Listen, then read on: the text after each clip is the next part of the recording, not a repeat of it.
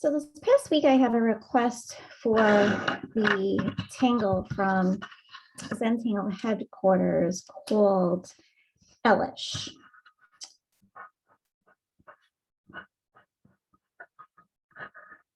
So I'm going to do a video on Elish today. It looks very complicated and it might take a little bit of practice, but it really is quite a beautiful scrolly tangle once you get the hang of it. I'm going to use a micron PN in black and let's get started.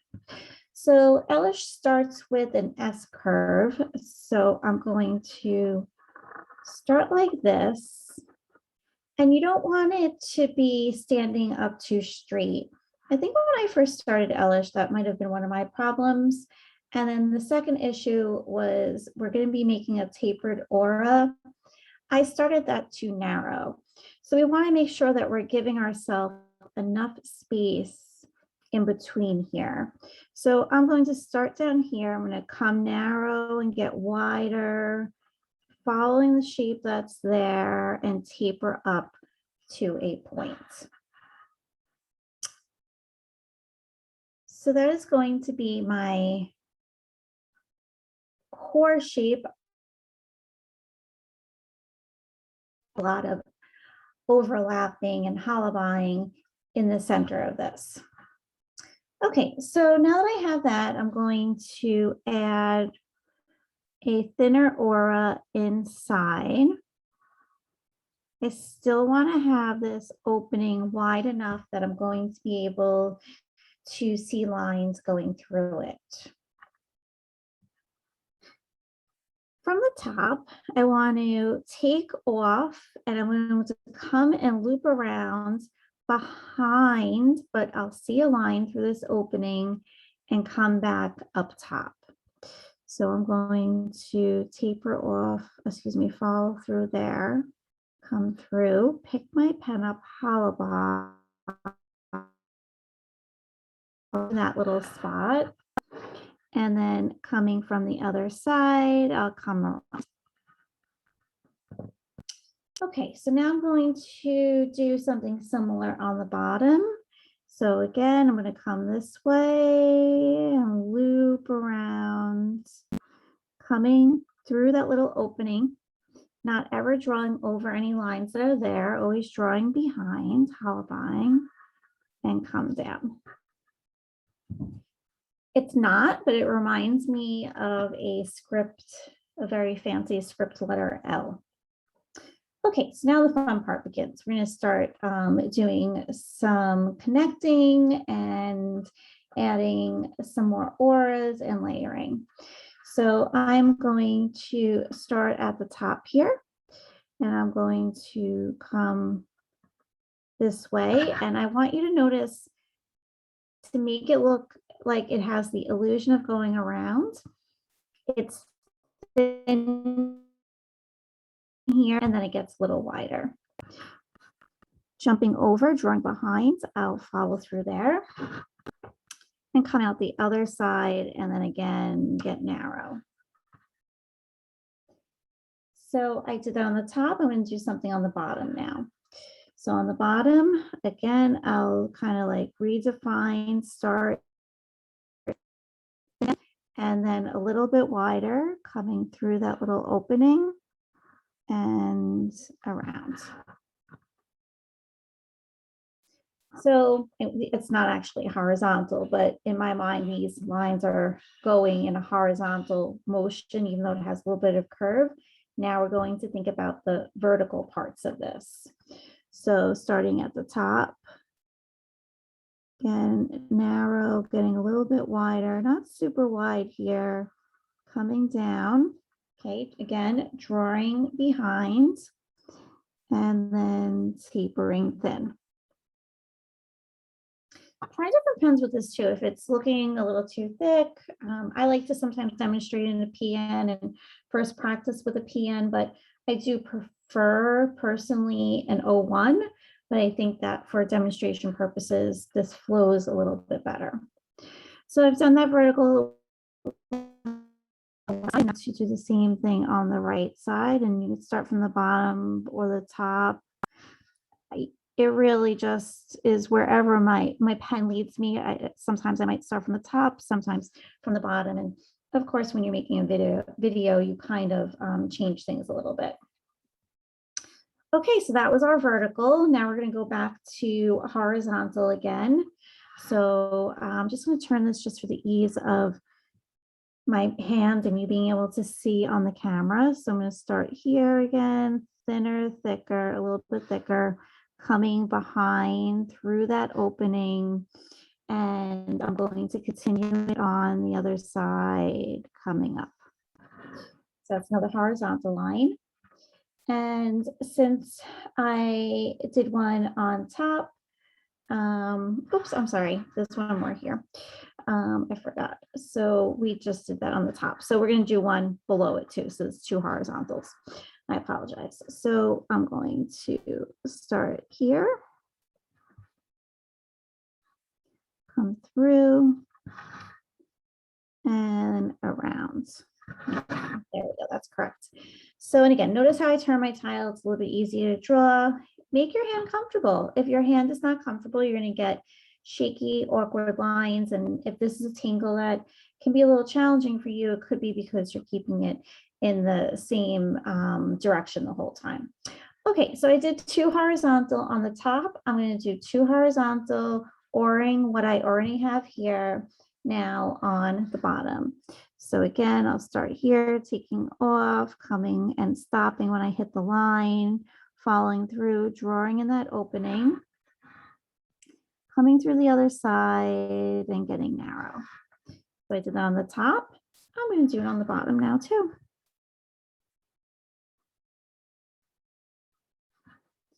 So you might be drawing right now and realizing that the opening that you started with was not large enough. So, you know, that's fine. Next time you play with this, you're gonna just try to make it a little bit larger. You live and learn, no mistakes here.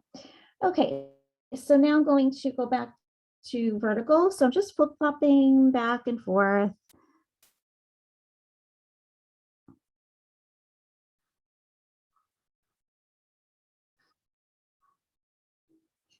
And I will do that on the other side as well.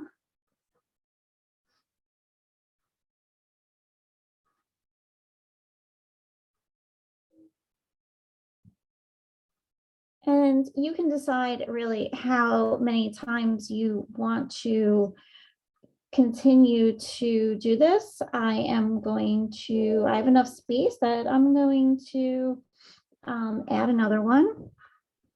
Sometimes I go overboard, so hopefully that's not going to happen.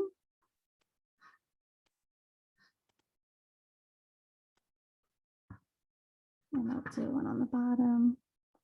Again, notice how I am turning my tile and it just makes it more comfortable for me.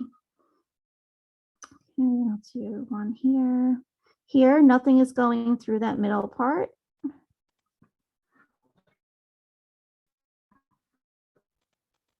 And nope, that felt awkward, so I paused, turned it back, and come from here.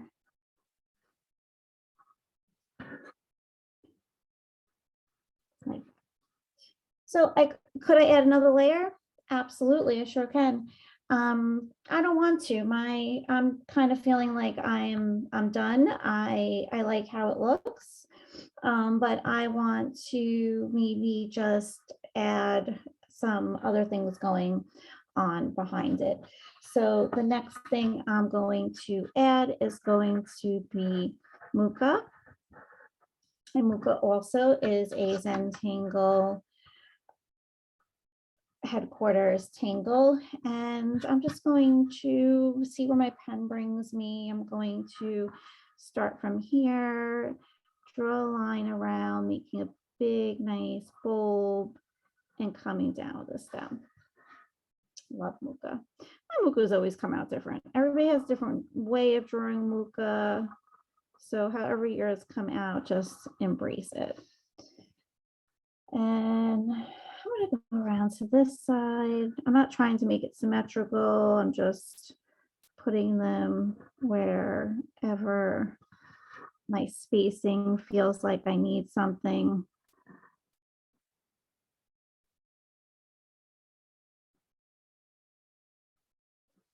And maybe I'll do one down here.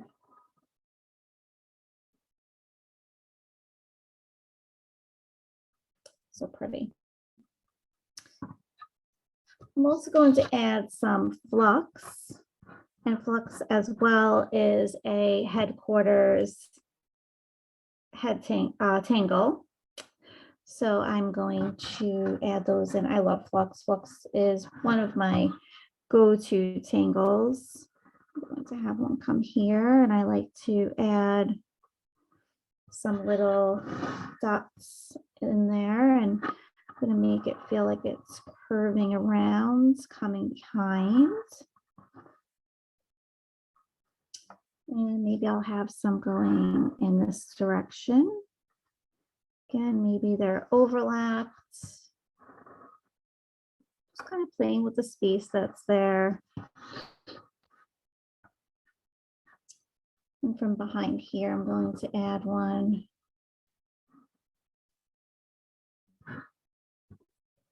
And overlapping in here.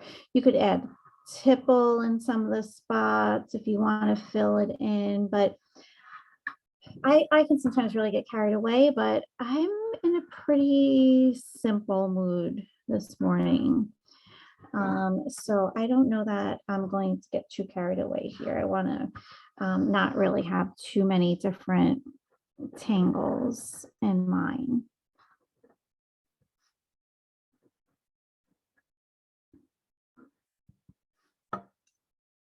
So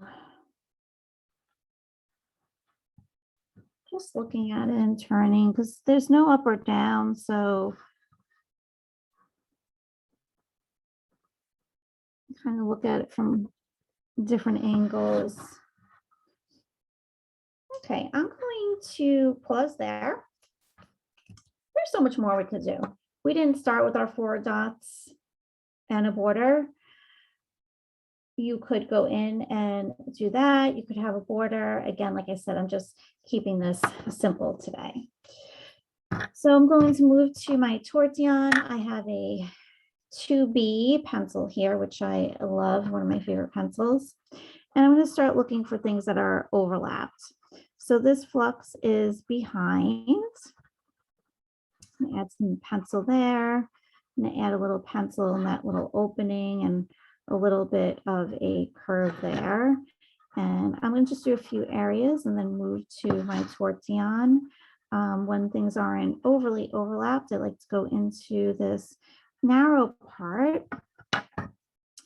So picking up my tortillon, I'm going to just little circular motions, start to bring this out. And you shouldn't be scrubbing the tile. If you are, go back and add a little more pencil, and then it'll move around a little bit easier with your tortillon. Holding it at a 45-degree angle, more on the side of my tortillon here. Lorena is just so gorgeous. And I'm going to jump to this side, and be careful of your hands. Make sure that you are not rubbing your hand, the side of your hand, as you're sheeting across your tile and smudging it with your hand. We only want to smudge with our tortillon, of course. Okay, so we have a lot of overlapping with our Elish. I'm going to start with that main shape here and that center section and bring up a curve along the left here. Curve, excuse me. I'm following the curves line. Bring up some graphite.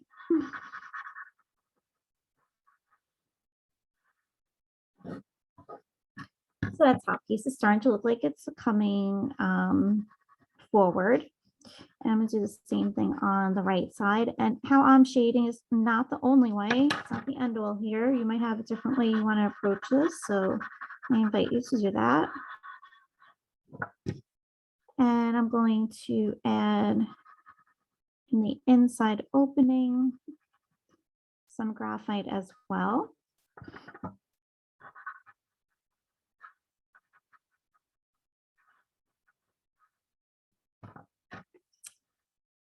And you can go into each individual section and shade if you'd like to.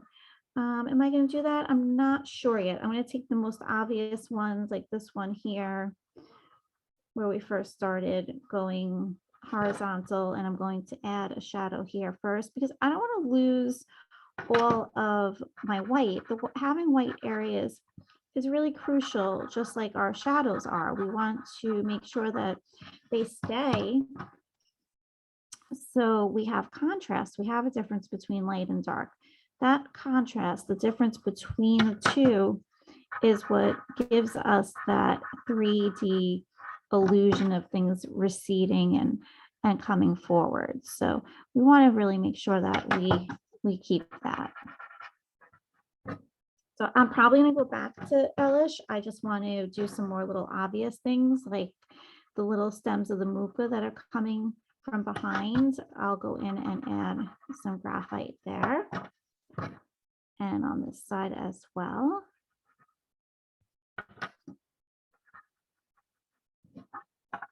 And then I will add another shadow on this muka.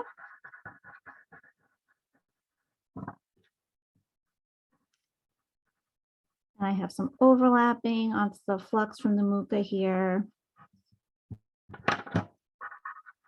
And please subscribe to my channel. It makes me so happy seeing the numbers go up. I know it's like such a small little thing, but it really does. And I love hearing the comments. And the reason I'm doing this one is from a subscriber that contacted me, which I thought was really awesome. You know, when I have time, I am a full-time art teacher for 23 years, teaching middle school students. So here in the US, my middle school, I teach 6th grade and 8th grade students, so ages about 10 to 14. So I do have a full-time job, and Zentangle is like a second full-time job because I just love it so much. I'm always tingling, and you can find me at Danny Girl Art on Instagram and Facebook and here on YouTube. And I love chatting. So if you have questions, please reach out to me. All right, so I'm just fine tuning some things, and I am going to go in and add a little bit. This is kind of very white for me. So I'm just adding such a small little amount in there, just tapping very lightly with my tortillon so that, as I said before, I don't lose all of that white. We want to still keep that beautiful white. But I do look at my very front surface area, this beginning beautiful shape with the opening of Elish, and it's very white. It looks incomplete to me. So I'm just taking, I'm not going to add any pencil. I'm just going to take my dirty tortillon and just add maybe a little bit of gray up there and a little up here. I'm not overdoing it. It just has a sense of feeling more complete. And again, you could add more. You could add a border. You could add a shadow going all around everything. You could add an aura. You know, sky's the limit. But I'm going to, for this tile, end here and add my chop. And I am going to sign the back. And today is October 24th. And you can follow me at Danny Girl Art or hashtag me with your completed tiles so I can see what lovely piece you have created. Okay, I hope you enjoyed. Thank you to my subscriber who requested this. That was a lot of fun, and I really appreciate your positive comments on my YouTube station. And I hope that you get to tangle this along with many others.